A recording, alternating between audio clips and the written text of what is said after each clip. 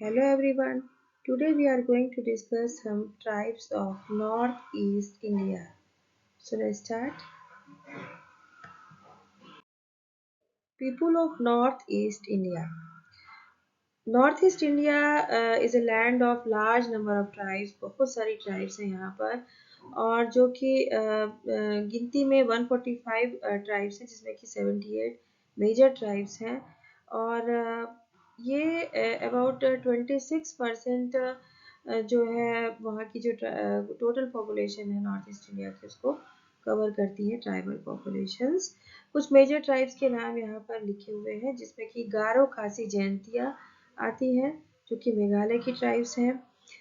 Then Bodo Kachari करबीज ये भी कुछ मिजोरम या मेघालय एरियाज में रहती है। देवरी राभास देन आओ नागाज रेंगमा नागाज सेमा नागाज कोनियक नागाज मोस्टली नागालैंड एरिया में रहती है। कुछ असम और मेघालय मिजोरम एरियाज में भी रहते हैं। देन अपातानी जो अरुणाचल प्रदेश की ट्राइब है। Missing was also tribe of Arunachal Pradesh but this time ये माइग्रेट कर गए हैं असम रीजन्स में। तो मिसिंग मोस्टली असम रीजन्स में पाए जाते हैं and also in Arunachal Pradesh. Then Kukis tribe जिनको पुरुम्स भी कहते हैं ये मणिपुर की ट्राइब है। Mizo of Mizoram Tripuris of Tripura Noatias Jamatias Chakma and Lushais जो कि मिजोरम मेघालय रीजन्स में पाई जाती हैं। नॉन ट्राइबल कम्युनिटीज भी कुछ रहती हैं along with this tribal groups. इसमें अहोम्स एक मेजर कम्युनिटी है एंड अहोम कम्युनिटी के अलावा जो और भी नॉन ट्राइबल कम्युनिटीज रहती हैं जिसमें ब्राह्मिन्स कायस कालिटास मोरान्स एटसेट्रा हैं।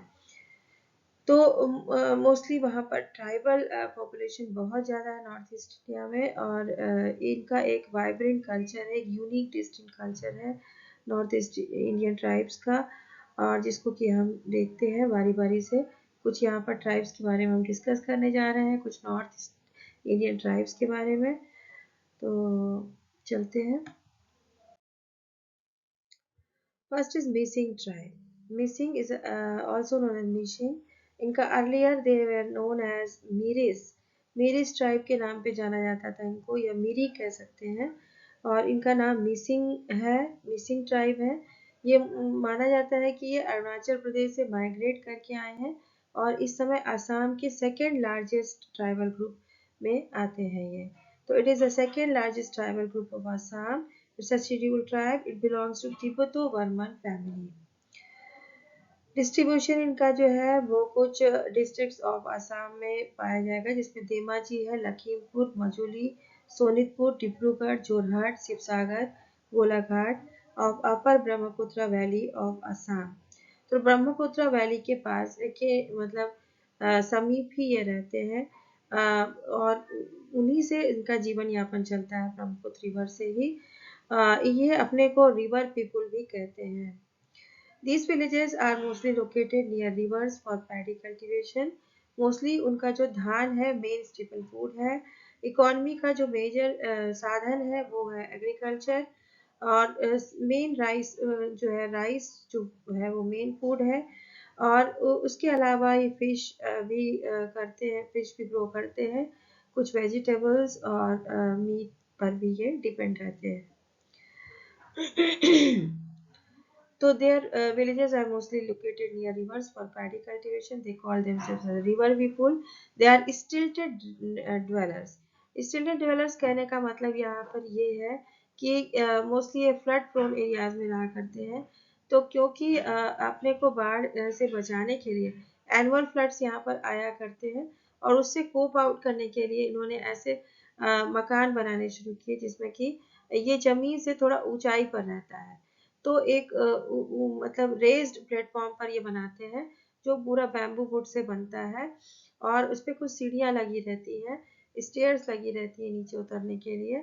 मोस्टली सारे आपके हाउसेस में आपको मिसिंग हाउसेस में ये स्टेयर्स दिखाई देंगी वुडन और उसके ऊपर एक रेज प्लेटफॉर्म पे इनका मेन स्ट्रक्चर होता है जो पूरा वुडन हाउस होता है और इसके ऊपर ही इनका घर बना होता है। तो ये स्ट्रिक्टेड डिवेलर्स कहे जाते हैं। द ट्रेडिशनल हाउस जिसको चांग घर कहते हैं is constructed on a platform made of woods and raised on some wooden and bamboo posts by using boots, bamboo scales, etc. Their flood resilient houses stand several feet above the ground on bamboo stilts. तो इस तरह ये थोड़ा ऊंचाई पे अपने घर बनाया करते हैं क्योंकि फ्लड से इनको बचना होता है. This community has adapted its structure architecture to cope with annual floods. Meram is the fireplace और the cooking area. और जब आप इनके हाउस में अंदर जाएंगे तो हर मिसिंग हाउस में आपको एक फायरप्लेस या कुकिंग एरिया मिलेगा जो थोड़ा यूनिक होता है. मीन्स ये इसके इस एरिया के अंदर सॉइल भरा होता है और ऊपर एक फायरप्लेस होता है जिसको मैरम कहते हैं. उसके आजू बाजू जो भी एरियाज होते हैं वो सिटिंग प्लेसेस होते हैं. कुछ एक एरियाज होते हैं जिसमें सिर्फ मेल मेंबर्स बैठा करते हैं और कोकटोंग एक एरिया होता है जहाँ पर सिर्फ फीमेल्स बैठा करती हैं. और इस तरह और एक कुकिंग एरिया होता है जहाँ पर मेराम कहते हैं. उसके ठीक ऊपर 3 टायर्ड हैंगिंग शेल्फ होती है. तो हर किचन में आपको हर मिसिंग हाउस में ये मिलेगा मेराम और एक 3 टायर्ड हैंगिंग शेल्फ जो कि फायरप्लेस के जस्ट ऊपर होता है और उसमें ये कुछ अपने रोजमर्रा के फूड आइटम्स, वाइन्स ये सब रखते हैं, बियर्स रखते हैं. ठीक है, तो ये एक टिपिकल फीचर होता है एवरी मिसिंग हाउस का. फूड इनका राइस होता है, जैसा कि अभी बताया कि मेन की जो फसल होती है वो राइस होती है. राइस पे ही ये डिपेंडेंट होते हैं. ये इसमें कंसिस्ट होता है boiled rice, fish, meat, vegetables etcetera. और इसमें फिर राइस की ये 3 वेराइटीज ग्रो करते हैं. They practise mainly 3 kinds of paddy, that is Ahu, Bao and यहाँ पर लिखा होगा आहू, बाओ एंड साली. ठीक है, आहू, बाओ एंड साली. ये तीनों राइस वेराइटीज मौसम के आधार पर या जो क्लाइमेटिक कंडीशंस हैं उसके आधार पर ये 3 तरह की फसलें बोते हैं. पैडी जो राइस की फसलें हैं, एक तो होती है आहू जो कि वेट एंड मार्शी क्रॉप है, क्योंकि इसको पानी बहुत चाहिए और ये इस तरह के जो खेत भरे रहते हैं पानी से उसमें ये आहू फसलें बोते हैं जो ज़्यादातर ये जो बारिश के मौसम में करते हैं. बाओ फसलें जो होती हैं वो डीप वाटर राइस है जो कि पानी के बहुत नीचे जो डूबा रहता है. ज़्यादातर ये फ्लड प्रोन राइस की वैरायटी है जिसमें कि जब फ्लड आ जाते हैं और खेत के खेत डूबने लगते हैं, ऐसे टाइम पर भी जो राइस की वैरायटी है ग्रो करते हैं उसको बाओ कहते हैं. तो मोस्टली बाओ जो है ये इनका इंडिजिनस राइस है और रेड राइस भी कहते हैं इसको. इस पर ये मोस्टली डिपेंडेंट होते हैं क्योंकि विपरीत परिस्थितियों में भी बाओ राइस ये बो सकते हैं. बाकी राइस की वैरायटीज के लिए कुछ विशेष संसाधनों की जरूरत पड़ती है या विशेष स्पेसिफिक क्लाइमेट्स की जरूरत पड़ती है. बट बाओ राइस में ये डीप वाटर राइस है जो कि फ्लड में भी ये उगा सकते हैं और इनके फूड सिक्योरिटी का ये काम करता है. विपरीत परिस्थितियों में भी इसको ये एज ए फूड ये यूज करते हैं. साली एक दूसरी पैडी की वैरायटी होती है जो कि विंटर पे ही बोई जाती है. तो साली वैरायटी जो है वो मडी फील्ड्स में ही बोते हैं. वीमेन इनकी स्पेशलाइज्ड वीवर्स होती हैं, बुनाई के काम में बहुत माहिर होती हैं और ज़्यादातर ये खुद से ही बिना करती हैं क्लॉथ्स और दूसरी चीज़ें. Fishing is another occupation. तो एग्रीकल्चर में जो मेन इनका पैडी कल्टीवेशन करते हैं उसके अलावा इनका फिशिंग जो है वो अनदर ऑक्यूपेशन है और उसके अलावा वीविंग और दूसरी चीज़ें ये करते हैं. अब पैडी कल्टीवेशन की एक खासियत है इनकी जिसमें कि प्लाउ कल्टीवेशन कहा जाता है इसमें कि बिफोर सोइंग सीड्स मीन्स फसलें जो पैडी की जो बीज हैं उनको बोने के पहले ये पहले फील्ड को प्लाउ से कल्टीवेट करते. मीन्स कई बार हल की जोताई करते हैं 3-4 बार या 4 से 6 बार ये हल को से खेत को पूरा जोत देते हैं, फिर प्रिपेयर करते हैं सॉइल को and then they sow the seeds of paddy और राइस. ठीक है, तो plough cultivation specific cultivation type है जो राइस के फील्ड्स में मिसिंग पीपुल प्रैक्टिस करते हैं.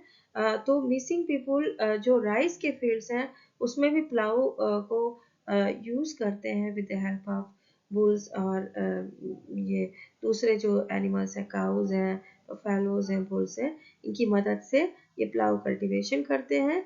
और प्लाऊ या नोंगल जो है वो मोस्ट एसेंशियल एग्रीकल्चरल इम्प्लीमेंट है use by Mising of Assam. It consist of a beam yoke and body. ठीक है, तो जैसा कि आप देखते हैं कि ज़्यादातर जो प्लेन एरियाज के खेत होते हैं उसमें हम प्लाऊ कल्टीवेशन करते हैं, और जो सूखे खेत होते हैं वहाँ पर, लेकिन यहाँ पर राइस के फील्ड में प्लाऊ का यूज़ मिसिंग पीपुल करते हैं कि इससे इनकी उर्वरक क्षमता जो फील्ड की है वो बढ़ जाती है, और जो वीड्स या खरपतवार होती हैं वो सब इस सॉइल में मिलकर इनकी उर्वरक क्षमता को बढ़ाती हैं। तो इस तरह ये पहले फील्ड को प्रिपेयर करते हैं, राइस फील्ड्स को प्लाऊ कल्टीवेशन के द्वारा, और उसके बाद ही मतलब इसीलिए इनके कल्टीवेशन को ही प्लाऊ कल्टीवेशन कहते हैं। मीन्स क्योंकि राइस के खेत में ये प्लाऊ का यूज करते हैं। ठीक है, तो हल की जुताई के बाद ही ये राइस को यहाँ पर बोते हैं वेट फील्ड्स में, और इसीलिए इनके कल्टीवेशन को प्लाऊ कल्टीवेशन कहा जाता है। So before sowing the seeds for all types of paddy cultivation, first they plow the field 4 to 6 times by using plow and bullocks and buffaloes, and after this they prepare the soil and sow the seeds. ठीक है, तो जैसा कि बाकी खेत के किसान भी करते हैं, प्लेन एरियाज में आप लोगों ने देखा होगा, पर ये राइस के फील्ड में भी प्लाव का यूज करते हैं, जो कि काफ़ी फ्लड प्रोन एरियाज हैं, पर फिर भी इन एरियाज में ये प्लाव का यूज करते हैं, और उसके बाद ये फील्ड को प्रिपेयर करते हैं, and then they sow the seeds. तो these are some specific characteristics of Mising, जो पीपल के कल्टीवेशन की कुछ स्पेसिफिक कैरेक्टरिस्टिक्स हैं। इनके जो कुकिंग एरियाज हैं वो भी कुछ स्पेसिफिक हैं। इनके घर जो है वो वुडन होते हैं। उनका ट्रेडिशनल घर को हम चांग घर कहते हैं, और जो कि प्लेटफॉर्म पे बनता है, रेस प्लेटफॉर्म जो जमीन से काफ़ी ऊंचा होता है, जिससे कि फ्लड जैसी कंडीशंस आए तो ये सेफली अपने को बचा सकें। तो इस तरह की चीज़ें इन्होंने अपने वातावरण से, जो क्लाइमेट है उससे जूझते हुए, उससे अडॉप्ट करते हुए अपने को कुछ ऐसी चीज़ें को अपने लाइफ में अडॉप्ट किया है, कुछ ऐसी चीज़ों को, ऐसा कल्चर इन्होंने क्रिएट किया है जिससे कि उस पर्टिकुलर क्लाइमेट्स में, उस पर्टिकुलर क्लाइमेटिक कंडीशंस में अगर विपरीत परिस्थितियाँ भी आती हैं तो ये सरवाइव कर सके और अपने कल्चर को बचाए रख सके। इनकी जो ड्रेस होती है विमेन की, they wear the mekhela, mekhela wear करते हैं ये, और एक शॉल होती है, मेखला चादर भी कहते हैं। एक मेखला ये स्कर्ट टाइप का है, फिर उसके ऊपर एक चादर लेते हैं, उसको मेखला चादर कहते हैं। And main wear the Obon. इनके जो मेन फेस्टिवल्स हैं उसमें आली आय लिगांग, जो सबसे मेजर फेस्टिवल है इनका, आली आय लिगांग, और मिसिंग बिहू है।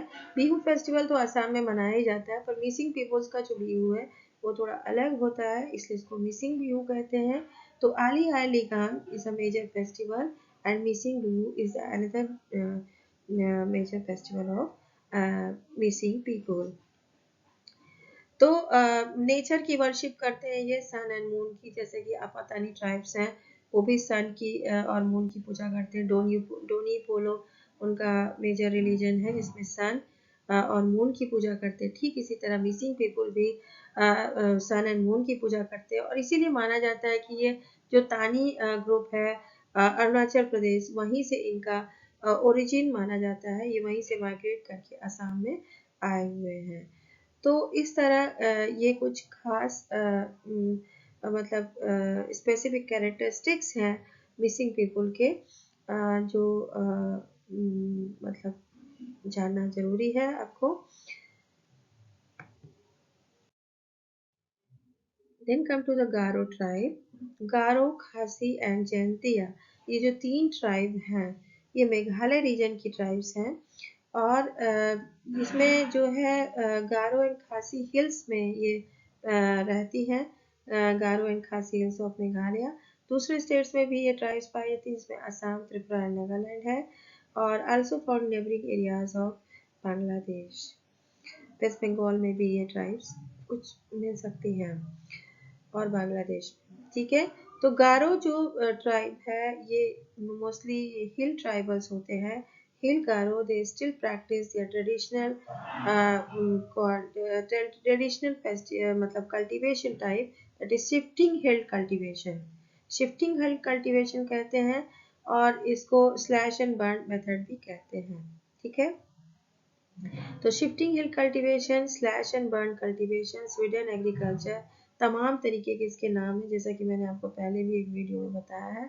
शिफ्टिंग कल्टीवेशन के तमाम नाम होते हैं, लेकिन खासकर नॉर्थ ईस्ट जो मतलब इंडिया के रीजन्स में खासकर जो गारो, खासी, जैंतिया ट्राइब्स हैं वो शिफ्टिंग कल्टीवेशन करती हैं और यहाँ पर इसको झूम खेती कहते हैं। तो झूम खेती बेसिकली इनका नाम होता है इस कल्टीवेशन का, जिसको हम शिफ्टिंग कल्टीवेशन कहते हैं। हिल ट्राइब्स होती है, इसलिए ये उस लैंड को मतलब यूज़ करने के लिए वहाँ पर कुछ जो फॉरेस्ट एरियाज होते हैं उनको कट करते हैं, वहाँ पर लैंड को क्लियर करते हैं और उन जो फॉरेस्ट की कटी हुई लॉग्स हैं उसको वहाँ बिछा देते हैं, फिर उसको जलाते हैं। एशेस होती हैं, फिर ऐश में वो कुछ सीड्स मिलेट्स के, मेज के और दूसरे जो भी मिलेट्स वहाँ पर ग्रो करना होता है उनको, वो उसको वो छिड़क देते हैं उस एशेस पर। और एशेस पर छिड़कने के बाद जब रेनी सीजन आता है तो वो अपने से ग्रो कर जाती हैं। तो इस तरह ये बिना विदाउट यूजिंग एनी पेस्टिसाइड और कोई भी विशेष संसाधनों को बिना यूज़ किए ये कल्टीवेशन करते हैं और इससे उस लैंड का भी यूज़ हो जाता है और इनको एक फूड सिक्योरिटी भी हो जाती है, क्रॉप इनकी तैयार हो जाती है। इसके अलावा भी ये दूसरी खेती भी करते हैं, पर मेजर जो इनका कल्टीवेशन टाइप है that is primitive slash and burn method. It's a scheduled tribe and it belongs to Tibeto-Burman family. Matrilineal social structure होता है इनका। ये बेसिकली जो गारो, खासी, जैंतिया ट्राइब्स हैं मेघालय की, ये मैट्रीलिनियल फैमिलीज इनकी होती है। मीन्स जो मदर होती है उसी के हाथ में सारी राइट्स होती है, डिसीजन मेकिंग पावर होती है, प्रॉपर्टी उसके हाथ में होती है और मदर के थ्रू ही ट्रेस करते हैं लीनिएज या डिसेंट। ठीक है, तो और आफ्टर मैरिज जो ग्रूम होता है वो ब्राइड के हाउस में ही रहता है। फूड इनका राइस मेन स्टेपल फूड होता है, अदर मेज मिलेट्स, तारो एक्सेट्रा होते हैं। इनका जो ड्रेस है वो दकमंडा कहते हैं या दक्षारी कहते हैं, जो ये पहने हुए हैं दकमंडा। फेस्टिवल इनका वंगला होता है और economy is agriculture based economy, mainly they practice shifting hill cultivation.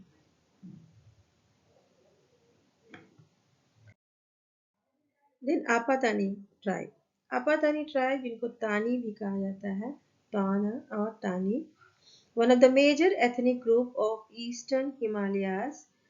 They live in Zero Valley in the lower Subhansari district of Arunachal Pradesh. ठीक है, तो जीरो वैली में ये रहते हैं, अरुणाचल प्रदेश की ये ट्राइब है आपातानी ट्राइब। और ये ज़ीरो वैली जो है वो जो यूनेस्को ने इसको वर्ल्ड हेरिटेज साइट के रूप में लिस्ट किया है। इनके जो मेजर फेस्टिवल्स हैं वो द्री, माइको और मुरुम होते हैं, जिसमें माइको या माइको जो है वो मेन फेस्टिवल होता है। और ज़्यादातर जो ट्राइब्स, ये जो नॉर्थ ईस्टर्न ट्राइब्स हैं लाइक अदर इंडियन ट्राइब्स, ये फेस्टिवल्स इनके वो धान की रोपाई से लेकर धान के हार्वेस्ट के सीज़न को ये फेस्टिवल के रूप में सेलिब्रेट करते हैं।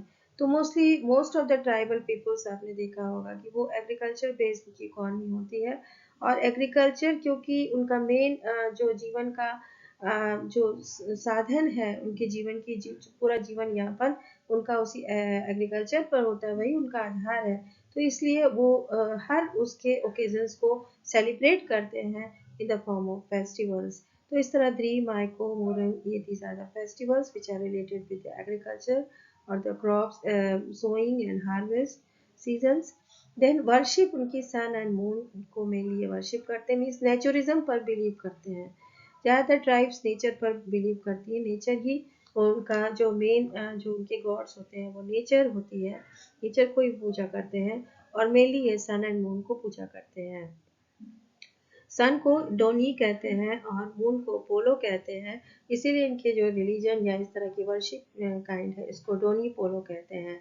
और जो भी ये इस तरह के वर्शिपर्स होते हैं अरुणाचल प्रदेश में आपातानी ग्रुप के, कुछ क्रिश्चियनिटी में भी कन्वर्ट हो चुके हैं, तो जो अभी भी डोनी पोलो को बिलीव करते हैं उनके घरों के पास आपको उस तरह के फ्लैग्स मिल जाएंगे जिसमें सन एंड मून बने होते हैं, और उससे ये पहचान हो जाती है कि they are the believers of Donyi Polo, that is sun and moon.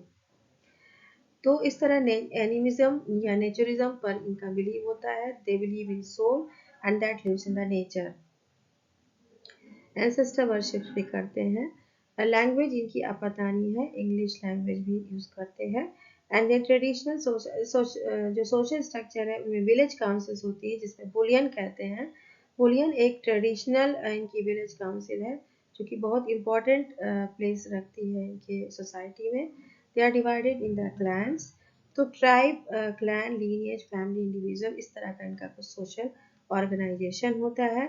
तो जो एक इंडिविजुअल्स वो किसी फैमिली से बिलोंग करते हैं, then family belong to an lineage, lineage two or more lineage become clan, and clan two or more clans और several clans together make a tribe. और इस टाइप का आपका जो सोशल ऑर्गेनाइजेशन आपको देखने को मिलेगा आपातानी इंडिविजुअल्स में।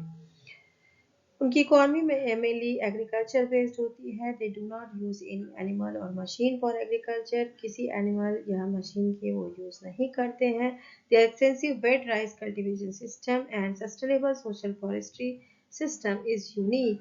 Apatani Valley, because of the extremely high productivity and unique way of preserving their ecology, is proposed by UNESCO for inclusion as a World Heritage Site. जैसा कि हमने बताया कि वर्ल्ड हेरिटेज साइट के रूप में आपातानी वैली, जिसको जीरो वैली कहते हैं, इसको इंक्लूड किया गया है by UNESCO as a world heritage site, क्योंकि यहाँ पर एक्सट्रीम हाई प्रोडक्टिविटी होती है। मीन्स थोड़े से लिमिटेड लैंड एरिया में वो बहुत प्रोडक्शन करते हैं। वो राइस का कल्टीवेशन करते हैं along with maize, millets and fishes का भी उसी सेम फील्ड में वो फिश को भी ग्रो करते हैं, और इस कल्टीवेशन को इंटीग्रेटेड राइस फिश फार्मिंग कहते हैं, जिसको वेट राइस कल्टीवेशन भी कह सकते हैं।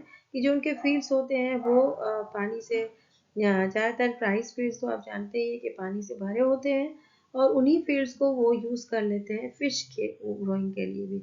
तो पीसी कल्चर का काम भी उसी फील्ड में ही, सेम फील्ड में करते हैं। इस तरह उनको डबल बेनिफिट होती है, एक ही फील्ड से वो दो दो उनको प्रॉफिट्स हो जाती है। राइस भी कल्टीवेट कर लेते हैं, उसी में वो फिश भी कल्टीवेट कर लेते हैं, और फिर ये फर्दर सप्लीमेंट होता है मिलेट्स के द्वारा। मीन्स उसी फील्ड में, दो राइस फील्ड्स के बीच में जो बंद एरिया होता है, जो एलिवेटेड पार्टीशन होता है, उसमें वो मिलेट्स को भी ग्रो कर लेते हैं।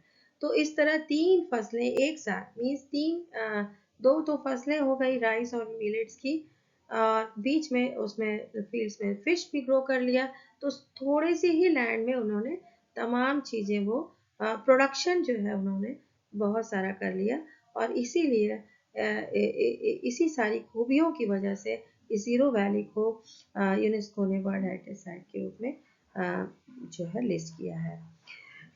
एक और इम्पॉर्टेंट कैरेक्टरिस्टिक है इनके जो मतलब इकोनॉमी है, उसमें ये rice cultivation, integrated fish rice cultivation तो करते ही हैं, मिलेट्स भी ग्रो करते हैं साथ में, लेकिन उसके अलावा ये ऑर्गेनिक फार्मिंग ऑफ कीवी करते हैं, कुछ चेस्टनट या कैशू नट्स की भी ये क्रॉपिंग करते हैं, मतलब फसलें उगाते हैं, और उसमें ये यूज़ करते हैं एंटोमोफेगी एक प्रैक्टिस करते हैं। एंटोमोफेगी मीन्स, एंटोमो मीन्स होता है इंसेक्ट्स एंड फेगी मीन्स ईट। तो ये फीड करते हैं इंसेक्ट्स को, इंसेक्ट्स को फीड करके ये एक सस्टेनेबल नेचुरल पेस्ट मैनेजमेंट एक तरीका इन्होंने अपनाया है, जिसमें कि इन्होंने without using any pesticides paste को कंट्रोल करने का एक ये तरीका है, जिसमें इंसेक्ट्स को ये, इस बीटल्स को ये खा जाते हैं। एडिबल चैफर बीटल स्पीशीज होती है, इसको ये खा लेते हैं, और उससे क्या होती है, उनकी फसलें नष्ट होने से बच जाती हैं। तो कीवी के प्रोडक्शन में इसमें बहुत मेजर प्रोडक्शन कीवी का ये आपातानी पीपुल्स कर रहे हैं। अरुणाचल प्रदेश के आपातानी पीपुल्स जो कि जीरो वैली में रहते हैं, इन्होंने कीवी के प्रोडक्शन के लिए, जो ऑर्गेनिक फार्मिंग के लिए ये एक तरीका अपनाया है, जो कि एक ट्रेडिशनल इनका तरीका है, जो कि कारगर सिद्ध हुआ है, जिसमें कि इन्होंने इस तरह के बीटल्स को खा लिया जो कि पेस्ट का काम करते थे इन फसलों के लिए, और इनको खाकर ये इनको बचा ले जाते हैं इन फसलों को, और इससे इनका प्रोडक्शन रेट बहुत हाई होता है। क्योंकि यहाँ पर पेस्टिसाइड्स का भी कोई यूज़ नहीं है, तो ये फसलें जो है ऑर्गेनिक फार्मिंग कर रहे हैं, इसमें कोई पेस्टिसाइड का ज़रूरत नहीं है, किसी उर्वरक की ज़रूरत नहीं है, और ये जो है फसलें बहुत ज़्यादा अच्छी होती है, न्यूट्रिशियस होती हैं, जिसमें कि आप पेस्टिसाइड्स का भी यूज़ नहीं करते हैं। तो इस तरह ये दो इम्पॉर्टेंट प्रैक्टिसेस इनके द्वारा की जाती है। एक तो इंटीग्रेटेड राइस फिश कल्टीवेशन है, दूसरा एंटोमोफैगी है for organic farming of kiwi. Apatani women की कुछ खासियत देखने से पहचान में आती है। एक तो टैटूइंग होती है उनके मतलब फेस में। दूसरा, ये नोज प्लग्स पहनते हैं। नोज प्लग्स जो है, पहले माना जाता था कि जो आसपास के रीजन के इंट्रूडर्स होते थे, जो एरियाज में घुसकर उनकी महिलाओं को मतलब ले जाते थे, उससे बचने के लिए उन्होंने मीन्स अग्लिफिकेशन का ये पहले शुरुआत में ये मतलब सिंबल हुआ करता था कि अपनी महिलाओं को अगली दिखाना, जिससे कि लोग उनको ना अगवा कर सके, और इसलिए उन्होंने नोज प्लग पहनाना शुरू कर दिया, जिसमें कि ये बैम्बू डिस्क को नॉस्ट्रल में ही भर लेती है, और इससे थोड़ा ये अगली दिखे, जिससे कि लोग इनकी तरफ ना देखें। पर बाद में ये ब्यूटिफिकेशन का कॉन्सेप्ट मतलब बन गया सिंबल, और आज महिलाएं इसको मतलब ब्यूटिफिकेशन का इसको सिंबल मानने लगी है। पहले ये अग्लिफिकेशन का सिंबल हुआ करता था। तो ये ट्रांजिशन हो गया है अग्लिफिकेशन टू ब्यूटिफिकेशन, कि अभी ब्यूटिफाई करने के लिए अपने फेस को ये पहनते हैं नोज प्लग्स, और वो एक स्पेसिफिक उनका फेस भी दिखाई देता है, यूनिक दिखाई देता है, बाकियों से अलग दिखाई देता है। शायद इस वजह भी वो अपने को थोड़ा इसलिए पहनती होंगी। और शुरुआत में इसकी शुरुआत इसीलिए हुई थी क्योंकि अपनी महिलाओं को बचाने के लिए, in order to prevent their women from outsiders और स्ट्रेंजर्स, उन्होंने इस तरह नोज प्लग्स पहनाना शुरू किया था। पर बाद में ये इसका सिंबल बन गया कि इन्होंने इसको पहनना ही शुरू कर दिया।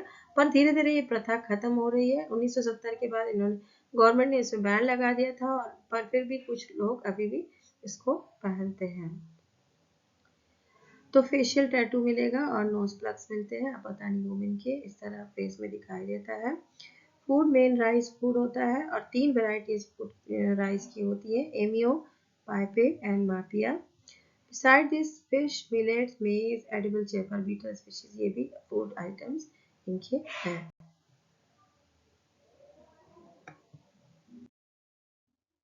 देन आओ नागा। आओ नागा इज नागा, जो तमाम नागा जो जनजातियां, जिसमें आओ नागा है, रेंगमा नागा है, सेमा नागा है, और कोन्याक नागाज है। तो इस तरह ये जो नागा जनजातियां जो कि नागालैंड में मोस्टली रहा करती हैं, उसी में एक आओ नागा जनजाति है। और आओ नागा जनजाति को हम और आवेर आओ तरीकों से, नामों से भी जानते हैं। दे वेल डिफाइंड, हाईली इगैलिटेरियन होते हैं, सभी इक्वल राइट सबके पास होते हैं। और ज़्यादातर ये जो नॉर्थ ईस्टर्न जनजातियां हैं, वो सभी जो कम्युनिटी फीलिंग होती है उनमें, जो भी कल्टीवेशन भी करते हैं फील्ड में, किसी एक का अधिकार नहीं होता, सभी उस पर मतलब खेती करते हैं, और सबको उन फसलों पर अधिकार होता है। और इसी तरह जो आओ नागा ट्राइब है, वो भी इसी तरह की एक ट्राइब है। डिस्ट्रीब्यूशन इनका दीखू वैली में होता है। मोकोचुंग डिस्ट्रिक्ट ऑफ नागालैंड में मोस्टली ये रहा करती है। मेनली ये झूम कल्टीवेशन करते हैं, एनिमल हस्बेंड्री भी करते हैं इसके अलावा। तो जैसा कि अभी हमने देखा था कि जो मेघालय की जनजातियां हैं, गारो, खासी, जयंतिया, जो मैट्रिलिनियल ट्राइब्स हैं, other tribes of north east India are patrilineal, वहाँ पर पितृसत्तात्मक या फादर के हाथ में सारी राइट्स होती हैं, बट गारो खासी Jaintia tribe of Meghalaya are the matrilineal tribes where all the rights and property are in the hands of mother and the lineage or the clan is traced through mother. तो वहाँ पर आपको मैट्रिलिनियल मिलता है सिस्टम, पर यहाँ पर पैट्रिलिनियल ट्राइब्स हैं और अदर ट्राइब्स और ऑल्सो पैट्रिलिनियल लाइक आपातानी एंड जो ये पुरुम ट्राइब है, कुकी जिसको कहते हैं, या नागाज हैं, Konyak Nagas, Rengma Nagas, all the Naga tribes, जितनी भी ट्राइब्स और भी हैं वो सभी क्या है, पैट्रिलिनियल ट्राइब्स हैं.